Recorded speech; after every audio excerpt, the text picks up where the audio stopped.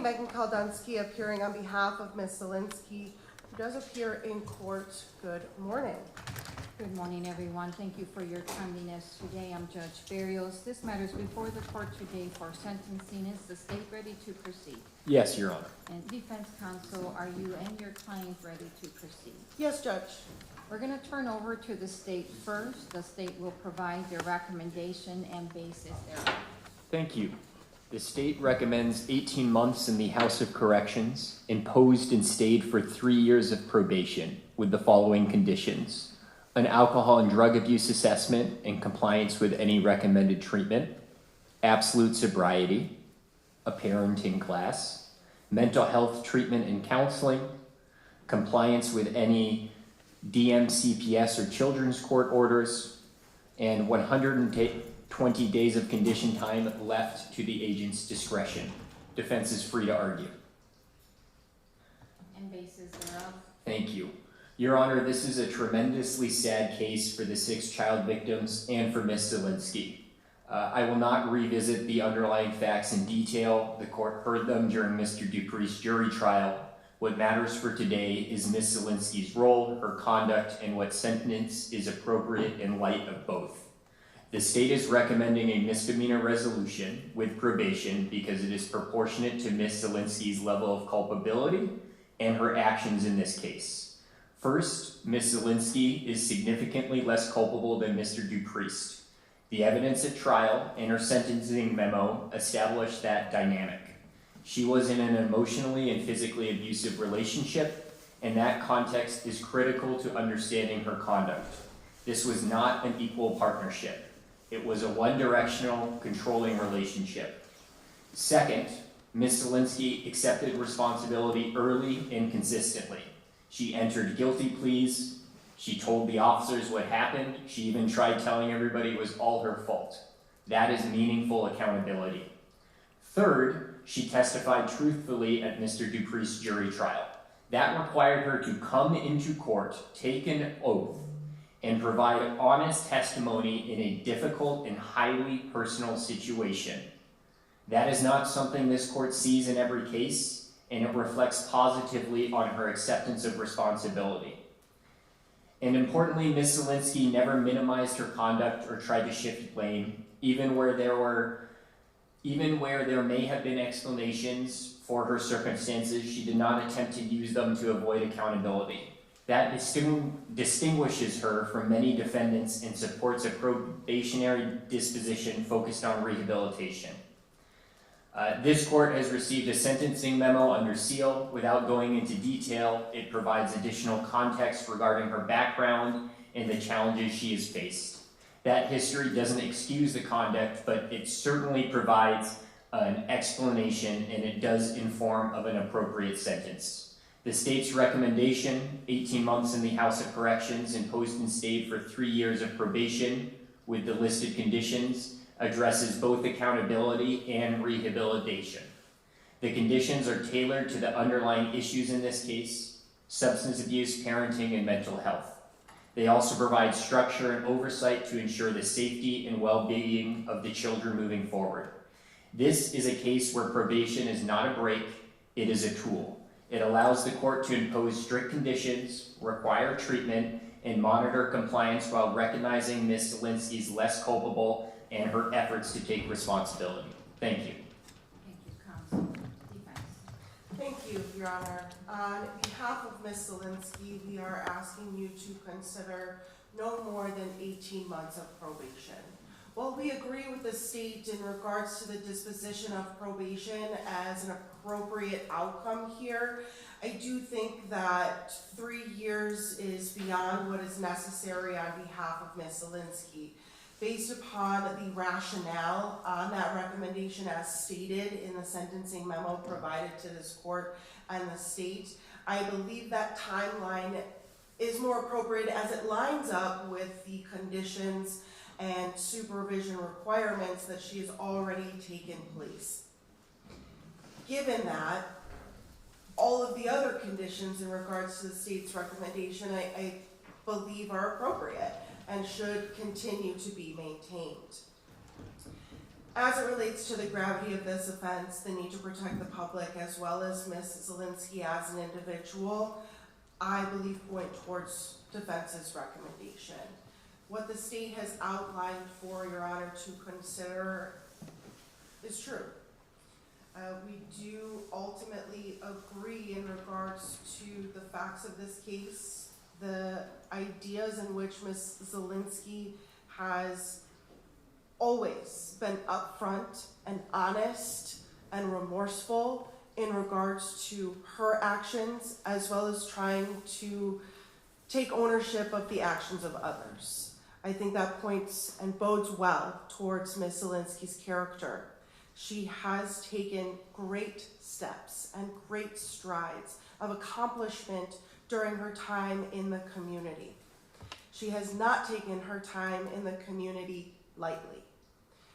Understanding that one thing that was not noted in the sentencing memorandum, and an individual who is here in support of Ms. Zielinski today is a coordinator from Our Daily Breed, a community outreach center that does allow additional counseling, resources, and treatment as Ms. Zielinski navigates any other court orders. And so she has multiple people and establishments that are going to guide her through any term of supervision that this court deems appropriate. I can note my time with Ms. Zielinski has been meaningful. I don't see her accepting responsibility as just a way to get out of anything or skirt any sort of significant responsibility. She has been unbelievably remorseful and understanding of the situation that herself as well as her children have gone through and will continue to go through, but that they're working together and that she gets to see them and that they are working on becoming a family again. So we ask that no roadblocks be placed in her way on her goals to accomplishment. So Your Honor, I think everything that has been presented to you today in regards to the memorandum, in regards to Ms. Zielinski's statement provided to this court and to the state, as well as all of the information provided to you by the state as well as by defense, point towards defense's recommendation here as more appropriate. While we are all asking you to consider probation, I think it is important to take into consideration the amount of probation that can significantly reduce harm or burdensome to any community or individual. So that is why we believe our recommendation is appropriate, and we ask that you will follow it at this time. Thank you very much. And is Ms. Zielinski wishing to make any statement today?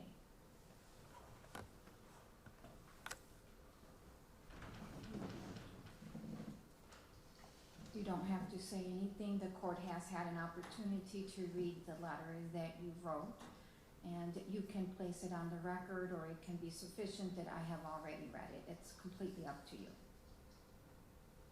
I think at this time it is sufficient based upon my understanding of Ms. Zielinski and her character and her demeanor right now. I think she has taken every court date significantly, and it's hard, emotional, and I think that the words that have been provided to this court already are more than sufficient.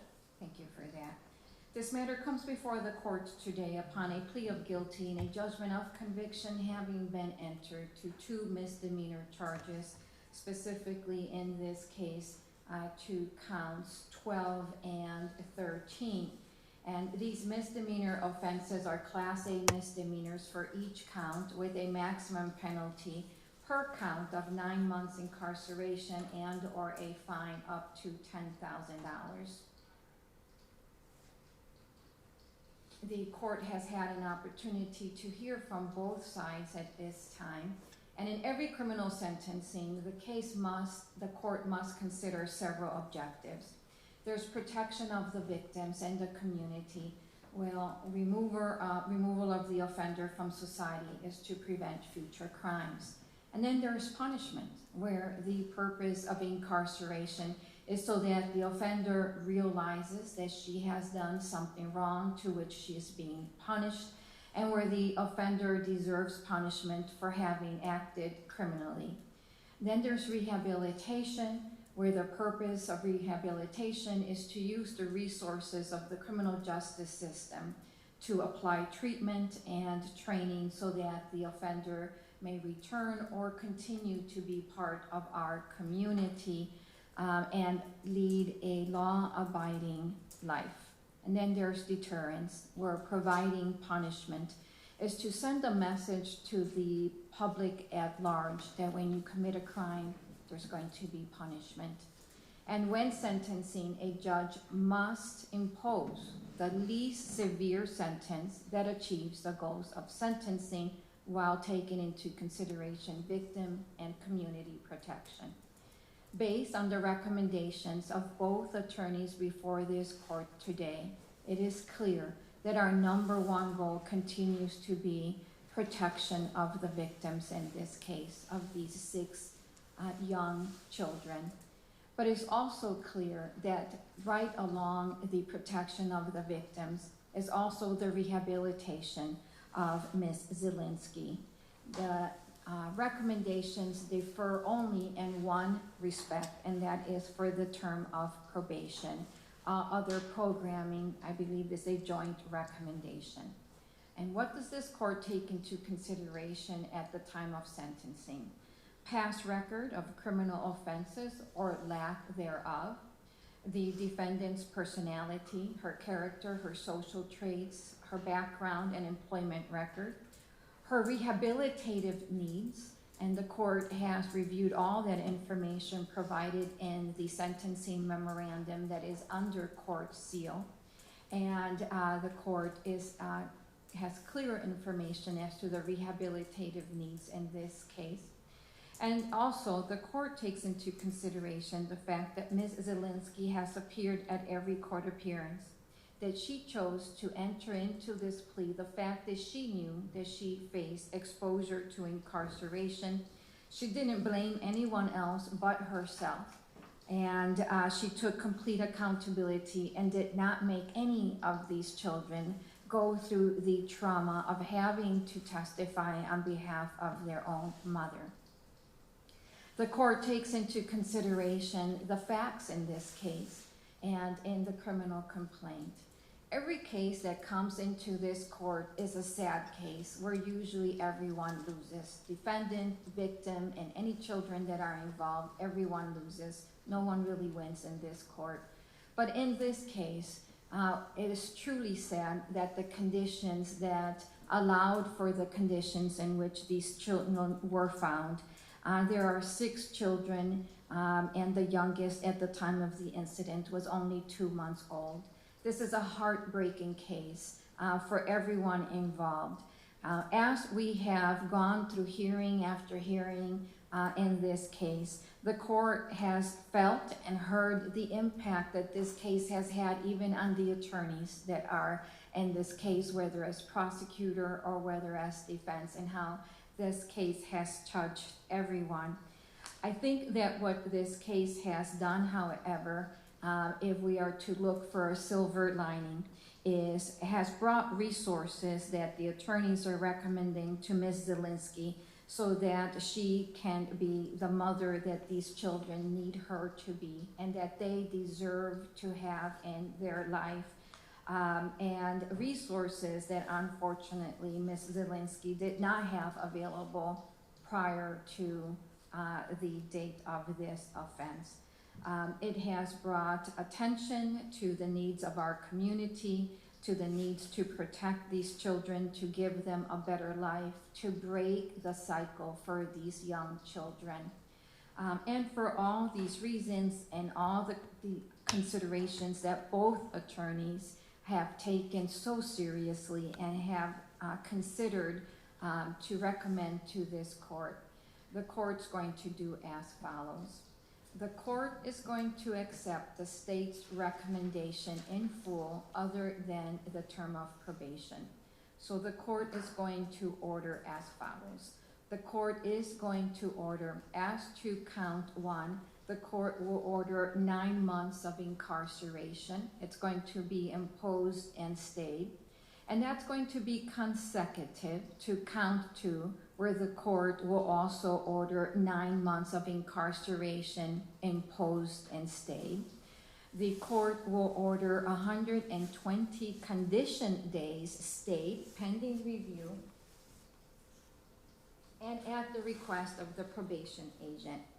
Those 120 days, just to make this clear, Ms. Zielinski, if you were to not follow any of the court's orders during your term of probation, the agent, at the request of this court, can immediately incarcerate you for up to 120 days pending revocation. If revocation were to occur, then those 18 months would be immediately imposed.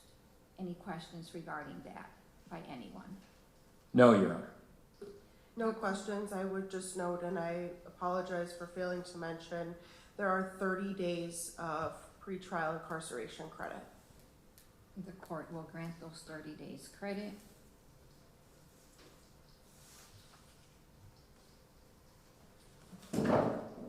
As to the term of probation, based on all the reasons provided to the court in the sentencing memorandum, and the fact that the court will also order that Ms. Zielinski continue cooperation with any other agencies, DMCPS and or Children's Court, the court is going to make the probationary period that of 18 months in this case. The court will order that Ms. Zielinski attend and successfully complete the parenting class, that she attend the mental health evaluation, attend treatment and counseling as recommended and all prescribed medication, that she attend and complete the AODA assessment and attend treatment and counseling as recommended by the agent and also any medication, and that she maintain absolute sobriety.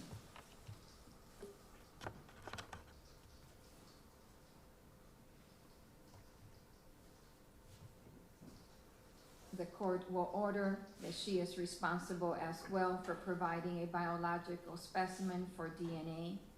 The court is going to set all non-mandatory fines at 0. She will be responsible for that DNA surcharge, and that shall be paid, all costs shall be paid by the conclusion of the 18 months of probation, and failure to do so can lead to a civil judgment being entered and or probation being extended.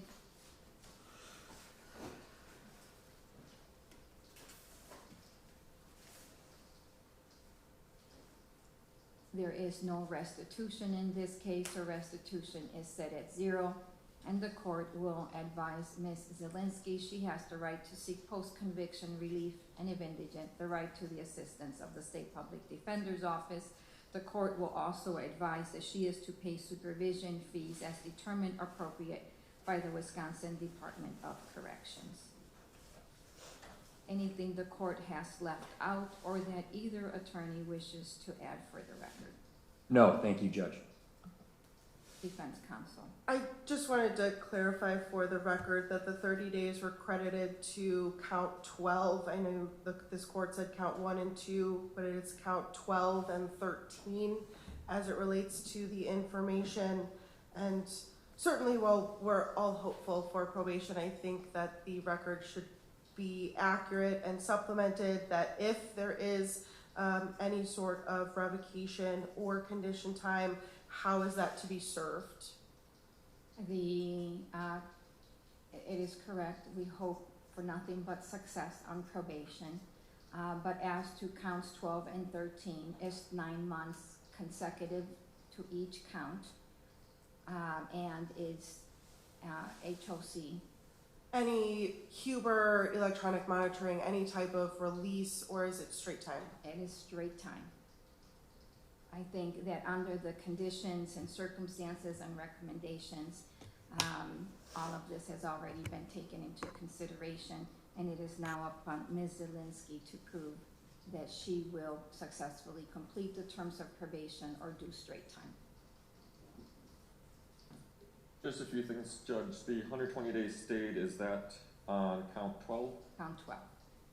And are you ordering document 21 sealed? Yes. I believe an order has already been signed. Thank you. And do you need a probation review date? Yes, please, August. Next court date is August 14 at 8:30 for a probation review hearing. Thank you, everyone, for your time. We'll see you at probation. A review, Ms. Zielinski, you and your agent will be here, and that is to accomplish two things, Ms. Zielinski. Number one, to make sure that your agent has provided you with all the resources you need for programming, and number two, that once that is done, to make sure that you're following through. It is, that date is revolving around her due date. Oh, So we I can do was it a one- month prior. Can we do a month prior?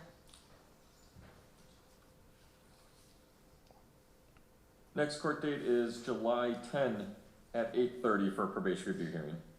Thank you. Thank you.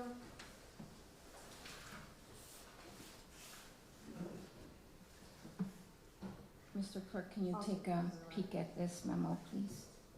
Oh, okay. And then we just have to sign it. Thank you, everyone, for your time today. Thank you.